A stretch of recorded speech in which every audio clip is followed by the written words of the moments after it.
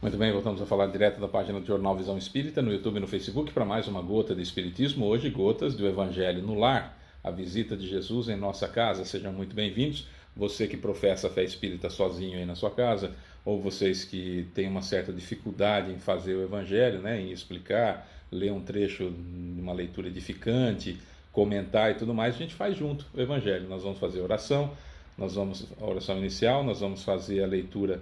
Hoje o livro que nós vamos usar como leitura edificante é o livro Segue-me, de Emmanuel por Chico Xavier. E hoje o item que caiu foi No Quadro Real. E depois nós lemos o Evangelho e comentamos. E o item que caiu é do capítulo 18, Muitos os Chamados. E o item é Nem todos os que dizem Senhor, Senhor entrarão no reino dos céus. Após a gente faz a oração final com a fluidificação da água, onde nos colocamos à disposição dos mentores para a fluidificação da água. Pode ser um copo, pode ser uma garrafinha fechada, pode ser uma água mineral, pode ser água numa jarra, pode ser o que for, né? O importante é que seremos instrumentos dos mentores para a fluidificação da água. E assim fazemos o Evangelho em casa, o Evangelho no lar, juntos, né? Isso que é muito importante. E como Jesus dizia sempre, onde dois ou mais estiverem reunidos em meu nome, eu estarei no meio deles. Então, ele vai estar conosco. É a visita de Jesus à nossa casa, tá bom? Vamos lá?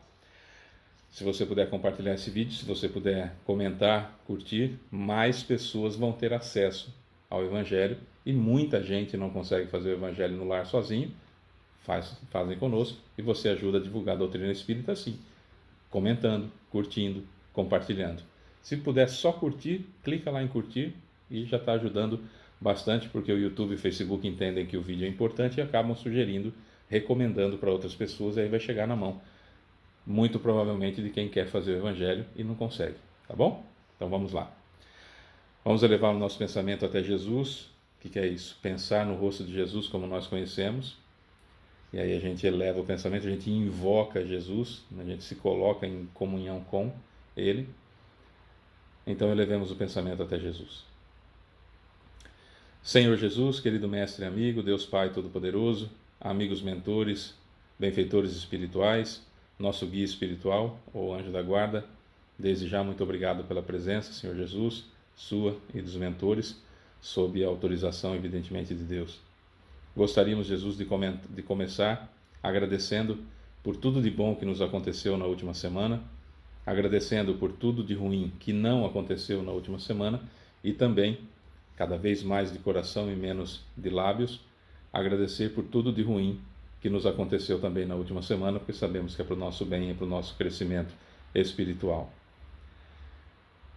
Sabe, Jesus, precisamos muito do seu auxílio. E já vamos direto para os pedidos. O primeiro deles é que o Senhor não olhe as nossas imperfeições, as dificuldades que nós temos, pelo menos não nesse instante em que fazemos o Evangelho. Faça vista grossa, né? Como a gente fala. Que o Senhor ignore as nossas imperfeições, não as leve em conta durante o Evangelho e nos auxilie a fazer da melhor forma possível, a receber muito bem a sua presença, dos mentores, dos benfeitores espirituais, para que o nosso pensamento elevado nesse momento ajude a nossa vibração a se elevar também, e com isso saiamos do contato vibracional com irmãos que infelizmente não nos querem bem ou que estão lutando contra a sua causa. Não pedimos isso por mérito ou por algo que seja exclusivo de nós, que somos seguidores seus, então por isso pedimos. Não, pedimos por um acréscimo de misericórdia, para que possamos fazer bem o Evangelho, aprender bem, aprender a servir, aprender a estar com o Senhor. Um bálsamo nas tribulações do dia a dia, para que auramos força suficiente para continuar na luta contra nós mesmos, na luta contra as nossas más inclinações, no descobrimento das imperfeições, das mazelas que ainda temos, para que possamos fazer a nossa transformação moral e principalmente, né, para que a gente tenha forças para vencer esse inimigo gigantesco que somos cada um de nós mesmos. Olha, mestre, o Senhor sabe o que se passa no nosso coração, o Senhor sabe daquilo que a gente precisa, mas vamos verbalizar. Por favor, nos ajude. Esteja conosco, esteja próximo a nós, apesar da nossa imperfeição. Acrescente aí um pouquinho mais de misericórdia, se puder, e nos auxilie mais um pouquinho a estar mais perto do Senhor. Repito, não porque tenhamos qualquer mérito, mas apostando no acréscimo de misericórdia, porque o sofrimento todos nós temos, as dificuldades todos nós temos, os momentos de altos e baixos todos nós temos, dores todos nós temos, e chega um determinado momento em que nós estamos fatigados, é a palavra, extenuados também é a palavra, de tanta luta, de tanta dificuldade. Sabemos que faz parte de ser seu seguidor, de fazer o certo, não é fácil, mas é o certo. Então, se o Senhor puder, por favor, ajuda a gente a vencer mais esse pedaço, mais essa etapa, mais essa dificuldade. Estamos tentando seguir o seu caminho, sabemos das dificuldades, mas sabemos também que o Senhor pode nos ajudar e apelamos nesse momento ao Senhor. E claro, desde já, muito obrigado, porque sabemos que aquilo que for possível o Senhor vai autorizar. Então, obrigado de coração, não só pela presença, mas pelo pedido que estamos fazendo. E assim, com a sua permissão e autorização, damos por iniciado o nosso Evangelho no Lar. E que assim seja. Vamos lá. Livro Segue-me, de Emmanuel por Chico Xavier. No quadro real, tem um itemzinho de Jesus que está em João, capítulo 17, versículo 14. Dei-lhes a tua palavra e o mundo os aborreceu, porque não são do mundo, assim como eu do mundo não sou. Esse era um momento que Jesus estava fazendo uma oração, elevando o pensamento a Deus, e ele falava sobre os discípulos, né? Ele falava sobre os apóstolos. Ele dizia que ele deu para nós, não que presunção, né, que somos discípulos de Jesus, mas somos. Que ele deu a palavra de Deus para nós e o mundo aborreceu a gente. Porque os discípulos dele não são do mundo, assim como ele também não é do mundo. Numa alusão feita, clara alusão feita à situação de que somos espíritos imortais. Nós não somos da Terra, nós não somos, estamos na Terra, que é um planeta de provas e expiações, para o nosso aperfeiçoamento, mas nós somos espíritos vivendo uma experiência na Terra. Nós não somos da Terra e quando morrermos vamos viver uma experiência espiritual diferente. É o contrário, nós somos espíritos imortais, nós somos, fomos criados em espírito à imagem e semelhança de Deus e estamos vivendo, por mais que seja, faz 150 anos, ninguém nunca viveu 150 anos, mas por mais que fossem 150 anos, o que são 150 anos, o que é esse pedacinho de tempo, perto da eternidade, perto do para sempre, não é? Então, realmente somos espíritos vivendo uma experiência carnal, uma experiência de vida carnal, e não o contrário, né? Muitos de nós vivíamos até há pouco tempo, e muitos ainda vivem assim, imaginando que estão estão vivendo a vida e quando morrerem vão experimentar uma vivência espiritual, e é o contrário. Antes dessa vida nós já existíamos e depois dessa vida, depois dessa encarnação, nós vamos continuar existindo e vamos somar a essa encarnação às muitas vidas que nós já tivemos, as muitas encarnações que nós já tivemos. Como a gente soma aniversários, né? Mais um ano de vida, mais uma encarnação nessa vida. E assim vai. Já temos aí, segundo o professor Nazil Canarim Júnior, aproximadamente 65 mil encarnações. É um bom número, né? É um bom número. Mas vamos lá, no quadro real. Aprendizes do Evangelho à espera de facilidades humanas, aprendizes do Evangelho à espera de facilidades humanas constituirão sempre assembleias do engano voluntário. O Senhor não prometeu aos companheiros senão continuado esforço contra as sombras até a vitória final do bem. O cristão não é flor de ornamento para igrejas isoladas. O cristão é o sal da terra, força de preservação dos princípios divinos no santuário do mundo inteiro. A palavra de Jesus, nesse particular, não padece qualquer dúvida. Nós que somos aprendizes do Evangelho, a gente não vai ter um mar de rosas para viver. Muito pelo contrário, além das tribulações, dos problemas da vida, do cotidiano em si, nós vamos ter ainda que enfrentar a nós mesmos, e esse é o grande problema, porque nós vamos querer continuar fazendo aquilo que a gente sempre fez, dos equívocos que sempre cometemos.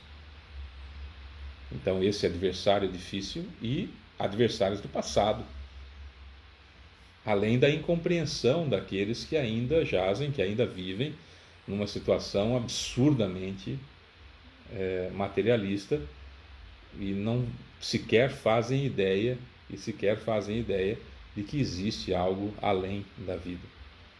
Trata-se mais de uma rebeldia sem causa, a gente sabe disso, mas muitos vivem como se realmente não houvesse amanhã e como se morreu, acabou. Então, se morreu, acabou, se não existe a reencarnação, se não existe responsabilização, fazem aquilo que lhes dá na cabeça, fazem aquilo que acham que devem fazer, passam por cima dos outros, do coração das outras pessoas, do sentimento das outras pessoas, da vida das outras pessoas, como se fosse a coisa mais natural do mundo. Muitos de nós éramos assim, já criamos aversão aqui dentro, já não somos mais e até ficamos extremamente incomodados quando vemos alguém se comportar assim. Por quê? Porque já fomos assim, já não somos mais, já aprendemos, já criamos aversão aqui dentro e evidentemente que esse tipo de comportamento nos incomoda. Via de regra, é sempre assim, aquilo que nos fere, que nos incomoda muito, via de regra nós fazíamos também, já paramos, já espiamos aquilo a ponto de criar aversão aqui dentro e já fomos colocados à prova e já passamos e não fazemos mais, né? Isso é muito bom. E tomara que já tenhamos reparado também, que é o processo comum: erro, arrependimento, expiação, prova e reparação, conserto do mal que nós cometemos, do erro que nós cometemos. Então, agora vem a explicação de Emmanuel acerca da palavra de Jesus, que ele diz: olha, a palavra de Jesus, nesse particular, no que diz respeito a isso, não padece qualquer dúvida. Então vamos lá, as frases de Jesus mostrando que segui-lo definitivamente não seria tarefa fácil para ninguém. Se alguém quiser vir após mim, renuncie a si mesmo, tome a sua cruz e siga-me. Amai os vossos inimigos, difícil também. Orai pelos que vos perseguem e caluniam, difícil também. Bendizei os que vos maldizem, falar bem de quem fala mal de nós. Emprestai sem nada esperardes. Isso aqui para muitos de nós é uma coisa mais fácil. Menos difícil, melhor, né? Não julgueis para não serdes julgados. Isso eu acho que nenhum de nós faz. Julgar os outros, falar mal dos outros, isso nunca nós fizemos. Não julgueis para não serdes julgados. Entre vós o maior seja servo de todos. Isso aqui é muito difícil, porque todos nós queremos ser servidos, ou pelo menos que cada um fizesse a sua parte, mas poucos de nós estamos dispostos a ser servo de todos, como Jesus foi, né?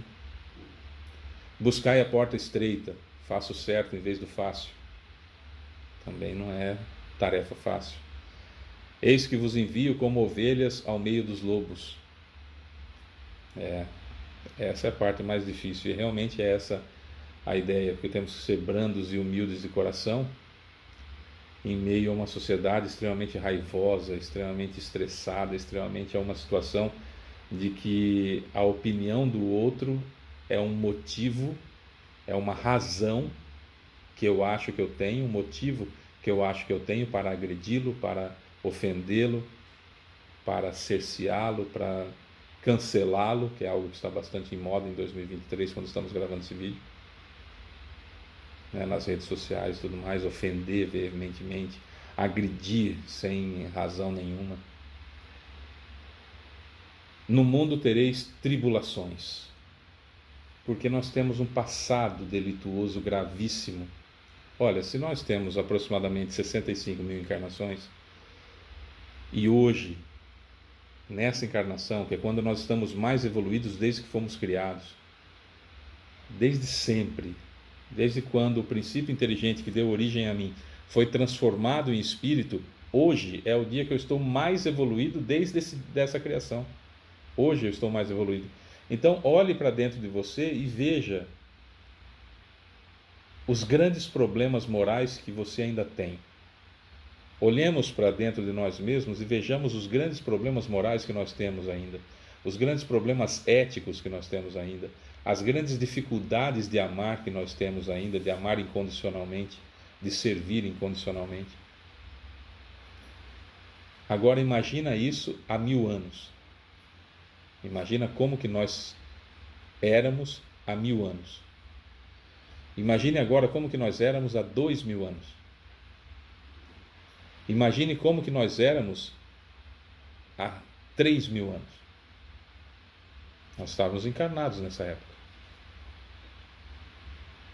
Se hoje nós temos essas grandes dificuldades, essas grandes manchas no nosso caráter, e todos nós temos, imagina antes.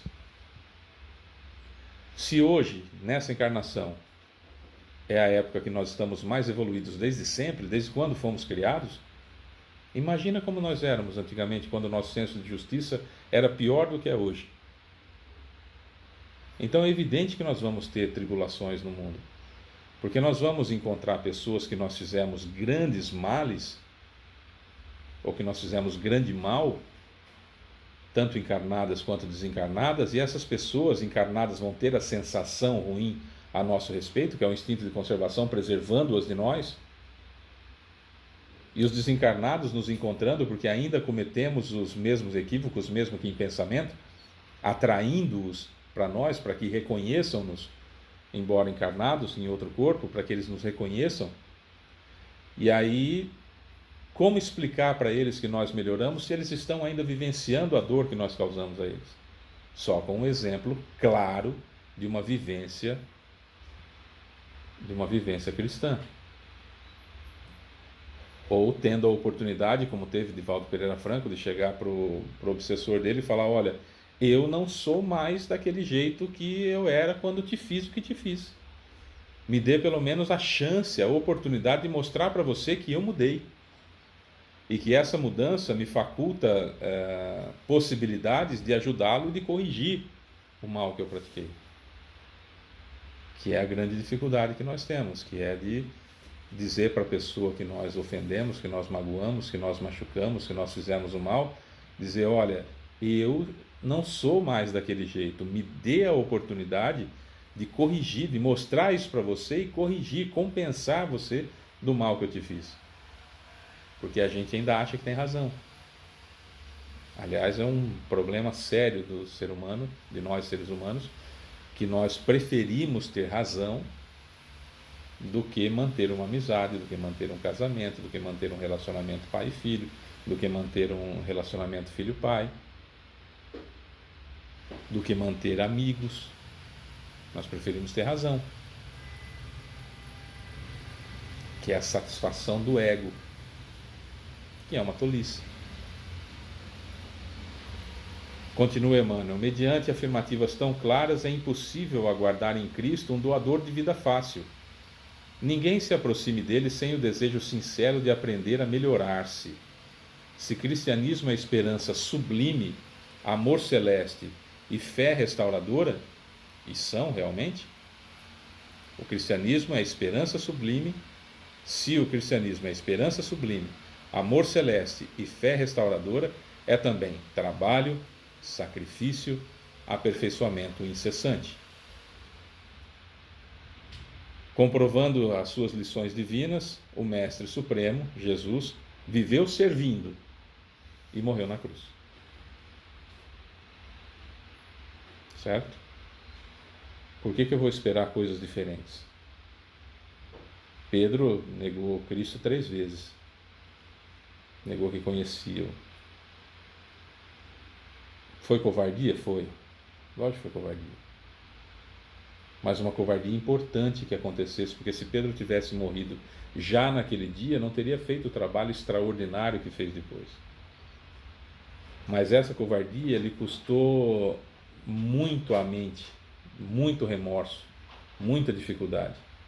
E quando ele foi preso definitivamente, e ele foi condenado à morte na cruz, ele pediu para ser crucificado de ponta cabeça porque não se julgava digno de ser crucificado como Cristo. Não foi para fazer bonito, não foi para entrar para a história, não foi para, nossa, você viu Pedro foi crucificado de ponta cabeça. Era um remorso que ele tinha de ter negado Cristo. E depois de ter vivido uma vida tão completa de serviço extraordinário, de serviço brilhante, ele viu o quanto que ele era pequeno perto daquele mestre, achando que seria inclusive complicado para ele, não seria meritório a ele morrer como Cristo. E muitos de nós, via de regra, gostaríamos de ter, né? Eu sou espírita, por que os problemas não se resolvem? Eu sou espírita, eu venho no centro, eu dou passe, eu ajudo, eu participo de reunião mediúnica. Por que é que minha vida não é tão difícil, tão complicada? Primeiro porque você é um anjo, né? Você só está encarnado na Terra com a missão mais sublime que a do Cristo, que não vai nem ter sofrimento. Claro que não, né? Temos débitos. No Evangelho segundo o Espiritismo, no capítulo 18, muitos os chamados, o item que caiu, que é autoexplicativo, a gente vai só comentar brevemente. Nem todos os que dizem Senhor, Senhor entrarão no reino dos céus. A primeira parte está no capítulo 7, versículos 21 a 23 de Mateus. Nem todos os que dizem Senhor, Senhor entrarão no reino dos céus. Apenas entrará aquele que faz a vontade de meu Pai que está nos céus. Muitos nesse dia me dirão, Senhor, Senhor, não profetizamos em Teu nome? Não expulsamos em Teu nome o demônio? Não fizemos muitos milagres em Teu nome? Então eu lhes direi, em altas vozes, afastai-vos de mim, vós que fazeis obras de iniquidade. Não é porque eu me autoproclamo servidor do Cristo, que está tudo certo, eu posso ter aquelas atitudes horrendas, atitudes de segregação, atitudes, por exemplo, de alto grau de maldade, como recentemente, sem falar mal de religião, vamos comentar a atitude de um membro dessa religião, e quantos tiverem esse tipo de comportamento. Vimos nas redes sociais nesta semana, estamos em outubro de 2023, vimos nas redes sociais dessa semana, no Rio de Janeiro, pessoas que estavam vestidas com as suas vestes características da religião de matriz africana candomblé, ou umbanda, enfim, de religião de matriz africana, e um pastor evangélico começou a ofendê-las. Esse tipo de obra de iniquidade, de desrespeito com o outro ser humano, de falta de caridade, de falta de empatia, mas principalmente de falta de respeito mesmo com as escolhas alheias, que eu não tenho nada a ver, absolutamente nada a ver com a vida do outro, o que ele faz da vida dele. Eu posso no máximo modificar a minha e ser exemplo, caso a pessoa queira, que eu não tenho capacidade nem de mudar a mim mesmo, e eu sou o único que pode fazer isso. Eu quero mudar os outros, quero que os outros pensem como eu, é no mínimo ser um absoluto idiota que quer fazer com que o outro pense a partir da forma como ele pensa. E esse sujeito, com as vestes características e com a empáfia do nariz empinado, característico também de alguns pastores evangélicos, ofende essas pessoas e é veementemente repreendido por elas, que reagem, evidentemente, porque tem um histórico de sofrimento não só pela cor da pele delas, que isso faz com que tenham um sofrimento que quem não tem a cor da pele não faz ideia do que se trata, e aí quer julgar ainda algo que não vivencia. Muitos de nós somos assim. E aí, mais a dificuldade que sofrem e as agressões verbais, físicas, vandalismos em seus templos religiosos e tudo mais, por equivocados, né, dos evangélicos.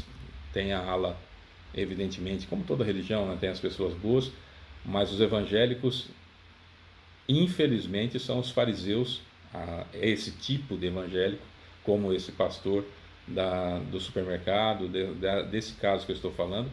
Esse tipo de gente são basicamente os fariseus modernos, o que é mais grave ainda do que naquela época, porque hoje tem acesso à informação e ainda estagiam nesse preconceito terrível. Então, que adianta irem na igreja, gritarem, fazer aquele escândalo todo? Muitos deles, inclusive, acham que Deus é surdo, né? Que tem que gritar, tem que incomodar vizinho, tem que vestir roupa diferente, não tem que raspar as axilas, não tem que raspar as pernas, não tem que cortar o cabelo, aquela coisa toda, né? Tem que viver do auxílio da comunidade, sendo um fardo para a comunidade, coisa que nenhum cristão foi, principalmente o maior deles, que é Paulo de Tarso, jamais foi peso para ninguém, por onde ele passou, e passou em muitos lugares em dificuldades terríveis. Então essa gente que se acha superior, na igreja falam em nome de Deus, ignoram o evangelho e ficam, via de regra, e ficam mais presos ao Velho Testamento, né, que dá essa forma infantil, pueril de pensar o mundo, mas estão lá falando em nome de Deus, etc, etc, e cometem esse tipo de iniquidade. Evidentemente que uma coisa não é certa com a outra, como se fôssemos nós espíritas a fazer a mesma coisa. No centro damos passe e reuniões mediúnicas e olhamos pessoas com soberba de cima para baixo, como se fôssemos especiais, como se Deus tivesse nos escolhido como pessoas especiais que têm que ser servidos pela comunidade, que têm que ser respeitado de forma diferente, porque afinal de contas são pessoas de Deus. Tem no meio espírita gente assim? Claro que tem. Tem oradores que falam com uma soberba que dá desespero, que quando vão falar sobre o espiritismo parece que estão ensinando a gente, e que só eles sabem que nós somos completos idiotas e que nunca ouvimos falar absolutamente nada sobre Jesus, e falam com uma soberba, como se eu sei, e você não sabe absolutamente nada, e passa essa impressão de grandiosidade. Tem, claro que tem. Tem gente que começa a frequentar a reunião mediúnica e dá problema no carro, e a pessoa vem reclamar, fala assim: nossa, Fábio, mas eu estava indo para reunião mediúnica, será que Deus não viu que eu estava vindo aqui servi-lo e eu tive problema no carro, quase que eu não consigo chegar, me desequilibrando para a reunião? Ué, o carro é feito de matéria que quebra, ué.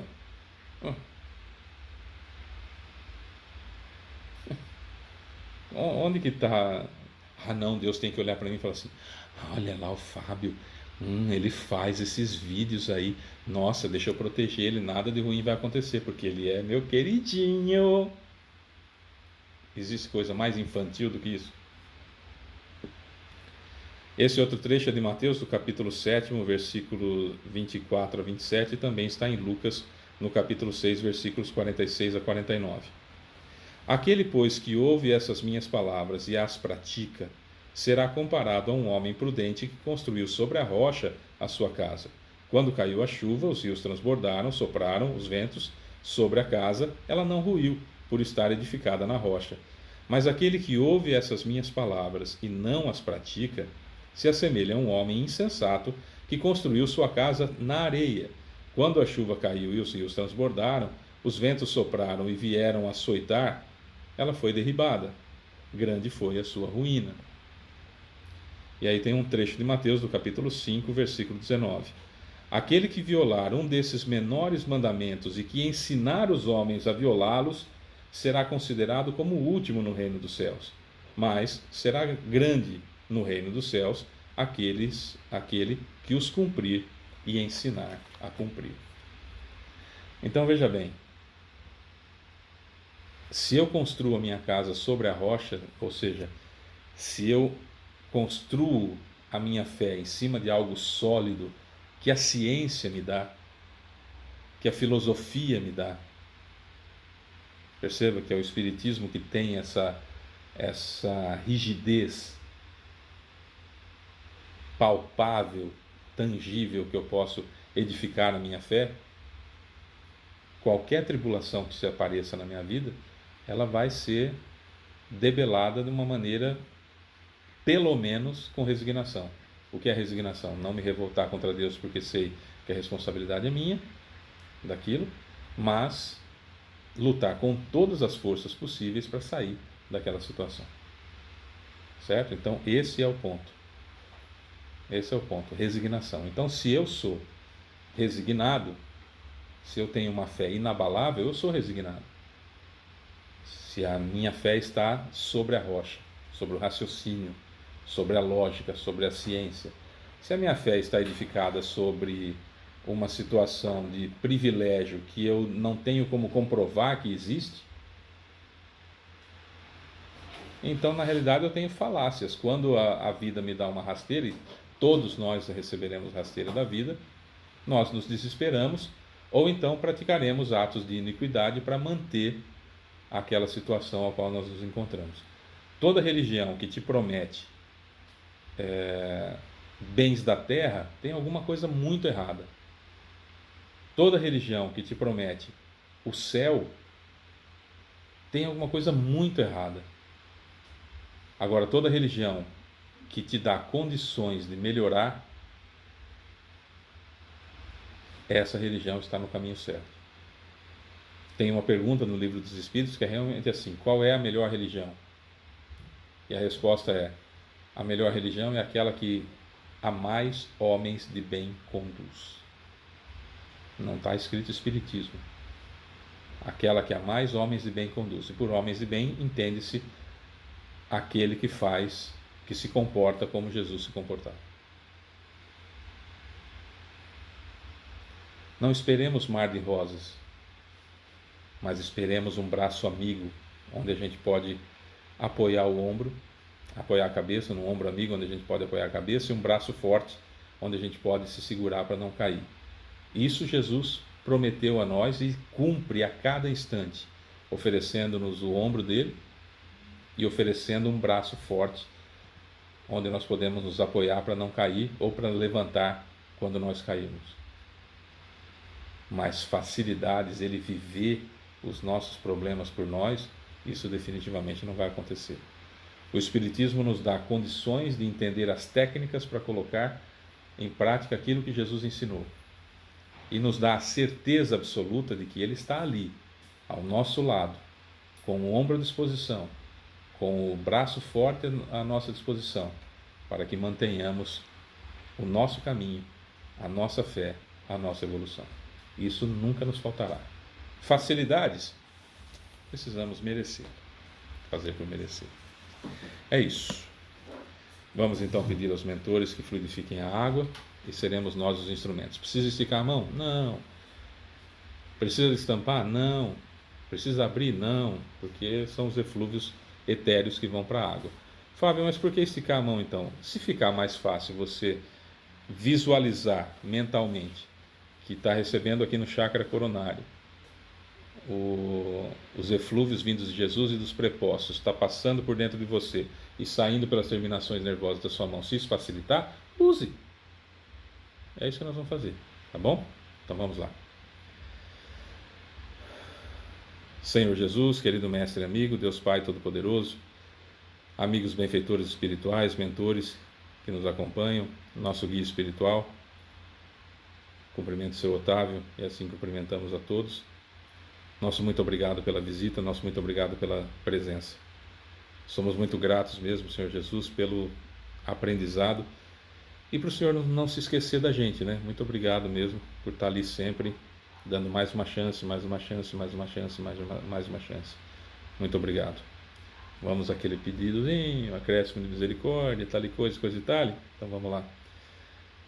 Não olhe as nossas imperfeições, Mestre, por favor, mas a fé que anima o coração de cada um de nós e que nossas mãos nesse momento possam ser o elo entre o seu amor, o seu carinho, os eflúvios necessários para a fluidificação da água, e que essa imperfeição que nós carregamos não entrave absolutamente nada, pelo menos nesse momento. É o acréscimo de misericórdia que nós pedimos.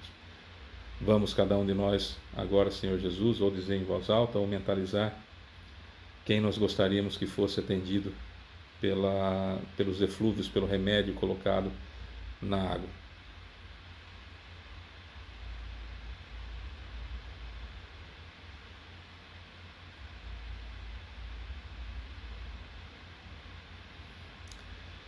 Muito obrigado, Mestre, do fundo do coração, pelo carinho, pelo acréscimo de misericórdia de sempre, pela presença em nossa casa. Um beijo no coração. Até a próxima semana. Beijo estendido, evidentemente, a todos os benfeitores espirituais, a todos que estiveram conosco nesse Evangelho, ao seu Otávio, meu guia espiritual, e ao guia espiritual de cada um de nós. Que assim seja. Até a próxima semana. É isso, meus amores. Sou Fábio Pereira. Essa é mais uma gota do Evangelho no Lar. Gotas de Espiritismo. Semana que vem tem mais. Beijo pra você que fica. Tchau.